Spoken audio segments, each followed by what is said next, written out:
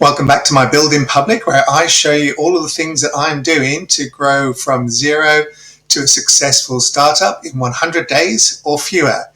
So today I want to talk about a quote template that you can give to your customers.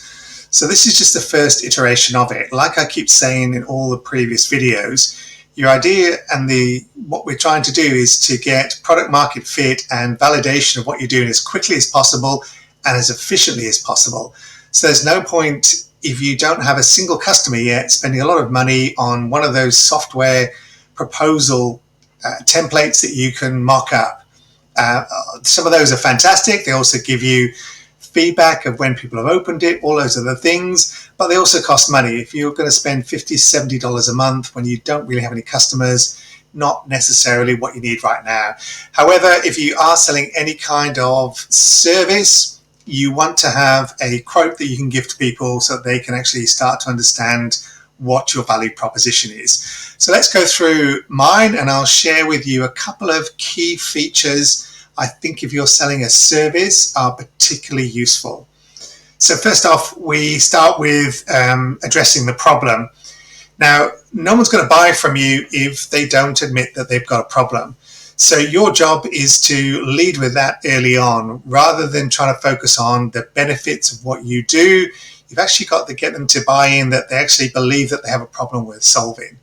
So very early on here, what we've got here is this is what we believe to be a strong value proposition and something that most small business owners would agree on, that it's very hard to grow without having to grow your salary base, because hiring somebody like a marketer or somebody that's going to be doing admin in your business, if you're here in Australia, is going to cost you $60,000, $70,000. So that is a handbrake to growth, and so we're highlighting those as the very first thing. The next thing we do is highlight the solution for that, and you would see this in pitch decks as well, quite similar. So you're saying, here are some of the benefits that we have on there. So there's a difference between features and benefits. You will see a lot of SaaS these days that 20 years ago there weren't many. The problem with some of the SaaS when they're building it is that they all talk about the features they have, but they actually don't explain the benefits. So a feature is great, but the person needs to understand how it impacts them. And often we are so close to our product or service, we forget to articulate exactly what it does and how it does it and how it benefits them. And so if you don't do that, you're hoping that they're going to fill in the dots. And if they don't know you well enough, or they don't understand your product or your service well enough, they're going to really struggle to understand exactly how you change their lives. I'll give you a great example. 6-7 years ago, I was calling a number of virtual CFOs. And by the time I'd spoken to the fourth one, I said, I know what your biggest problem is in the market. I said, it's because the customers don't understand the value that you deliver. And they said, yep, that's correct. Because when you looked at their websites, they all talked about what they did. Oh, I'm ex-KPMG, or I've got 20 years financial experience. Who cares? So you have to really articulate what the problem is and then move on to that solution for them. The next one is that we have our pricing in here. So these are exactly what they're going to get, and it's laying out all of the information for them to understand. However, most people miss a critical step, and that critical step is trying to work out, if a customer has used your service and your product, what is the likely end benefit for that? So if you can't articulate that, or you fail to do that, they'll just look at a price and go, that's expensive.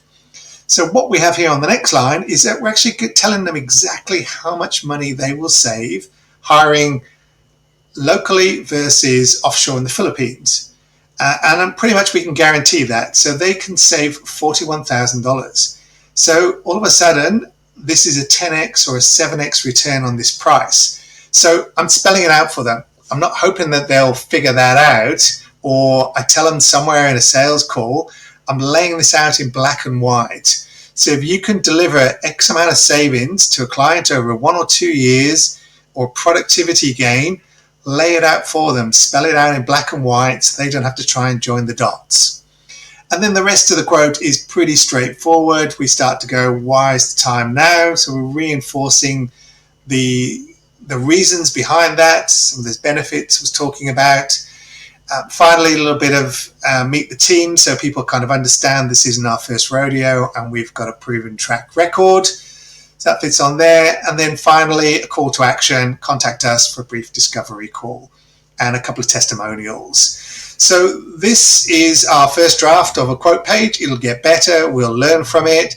But for now, we just wanted something that we could hang our hat on and say, we're going to walk you through the methodology of what the problem is, what the solution is, what the benefit is to the customer, a little bit about ourselves, just to give them that reassurance, and then that call to action so that we've got that very first quote page and template out that we can send out to our first lot of customers.